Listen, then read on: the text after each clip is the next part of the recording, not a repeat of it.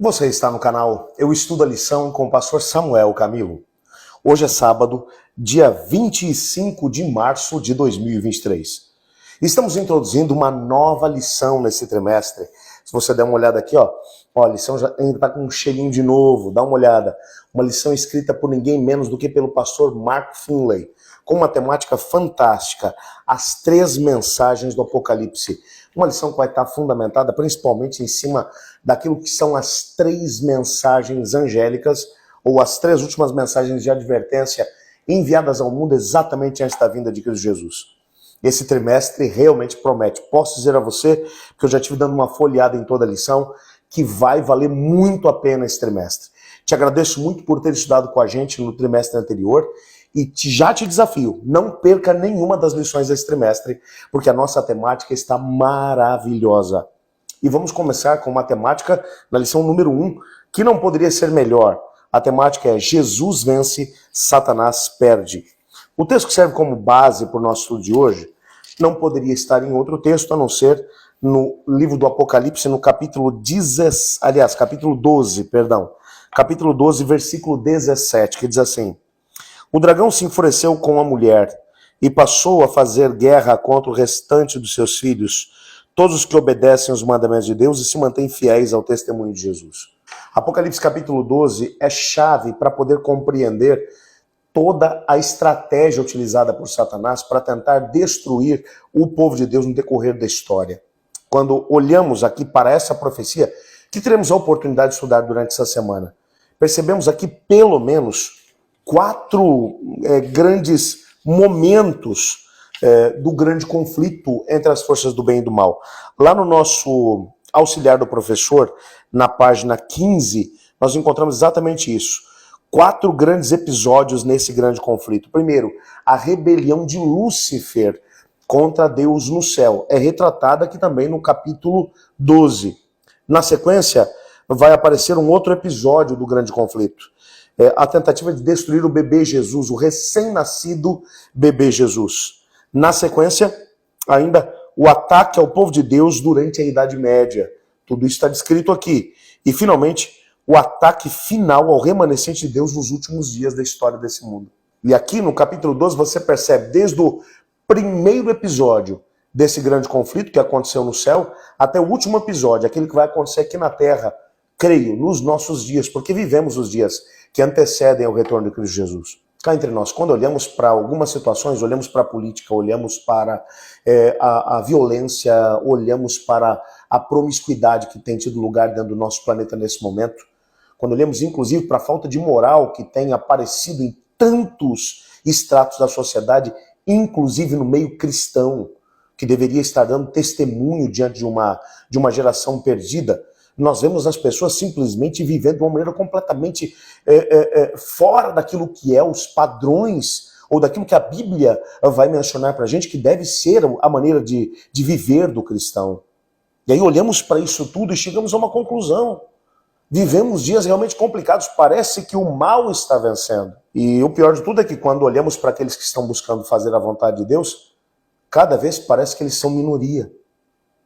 O mal parece que está vencendo. O pastor Mark Finley menciona um autor chamado Cormac O'Brien, que ele narra a história de alguns exércitos que eram muito menores e que não tinham a mínima probabilidade para poder vencer algumas batalhas, mas apesar da sua força bélica ser bem menor e a quantidade de soldados bem menor do que a dos seus inimigos, que acabaram vencendo. Ele cita aqui 2 exemplos, como por exemplo a batalha dos 55 mil soldados de Aníbal de Cartago contra as forças de Roma, do exército romano, que contavam com 80 mil soldados. E apesar dessa diferença discrepante, Aníbal conseguiu vencer. Uma outra coisa que ele acaba aqui mencionando foi a vitória de Alexandre o Grande contra o grande e quase que impossível de ser derrotado exército da coligação dos Médios e dos Persas. Mas que apesar da inferioridade numérica, ainda assim Alexandre conseguiu vencer.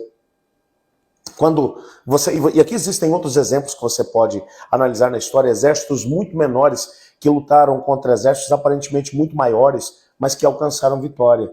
De alguma maneira, isso acaba mostrando para a gente um pouco da nossa história.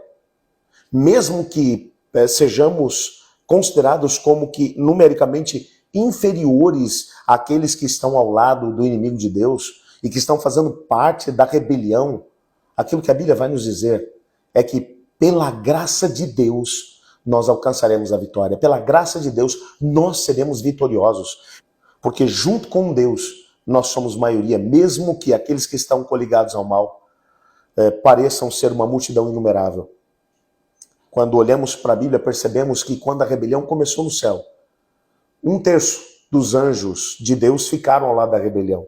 Então você pega os milhões de milhões, milhares de milhares, milhares de milhares dos anjos do céu, divide em 3 partes iguais. Uma dessas 3 partes ficou com o rebelde, 2 partes ficou com Deus. Só pensando em anjos, o dobro de anjos está ao lado do Senhor.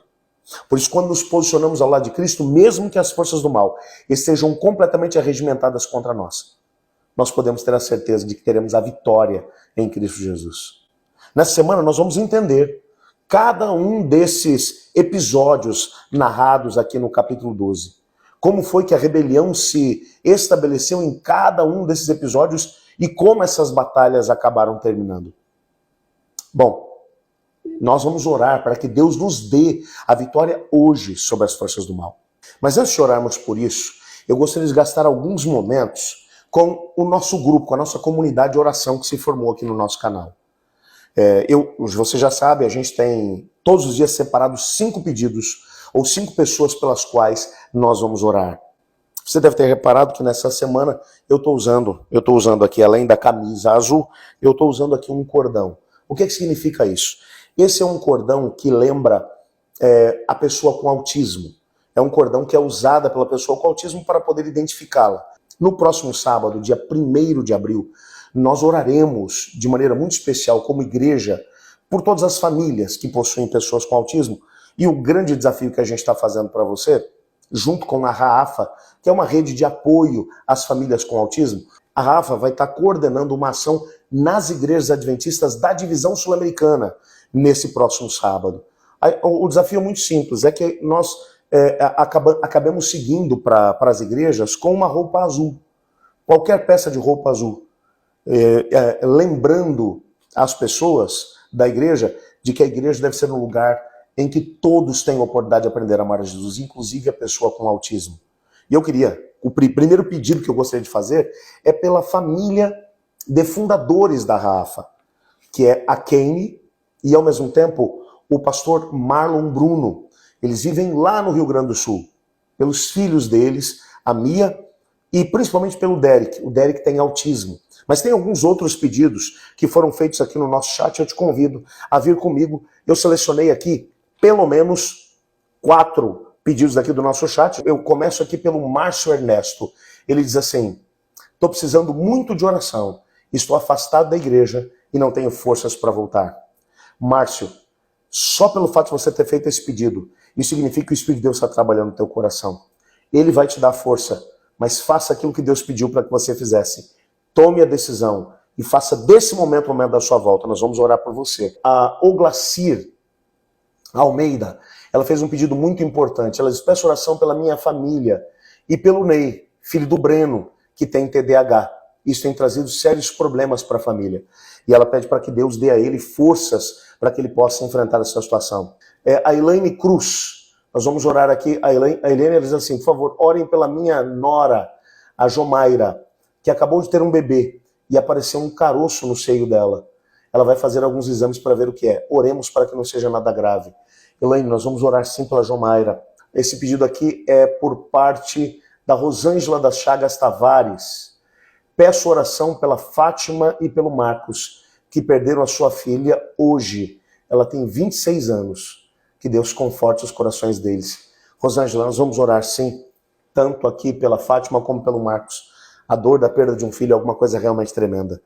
Senhor Deus, muito obrigado por tua palavra e obrigado porque através dela nós somos incentivados a perseverar em oração. Sabemos que uma grande luta entre as forças do bem e do mal tem sido travada desde que a rebelião começou no céu. E te pedimos que em cada parte do caminho, no tempo em que temos que estar enfrentando essas batalhas, que nós consigamos vencê-las. Colocamos também nas suas mãos pedidos que aqui mencionamos. Quero orar de maneira muito especial pela família da Kane, do pastor Marlon, para que eles tenham a possibilidade de conseguir cada vez mais ter do seu Espírito Santo para dirigir esse trabalho tão bonito com a Rafa e ao mesmo tempo pelos seus filhos, pela Mia, pelo Derek, para que eles tenham a possibilidade de crescer sendo uma bênção para a sua família, para a sociedade, para a igreja. Oro também, Pai, por esses nomes que foram aqui mencionados, todos os pedidos muito relevantes.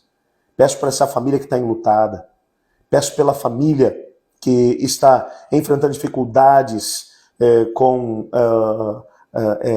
problemas de saúde, enfim, Pai, coloco tudo nas suas mãos, pedindo que o Senhor possa responder a cada um desses pedidos de acordo com a tua vontade, bem como cada um dos demais pedidos que foram mencionados aqui no chat.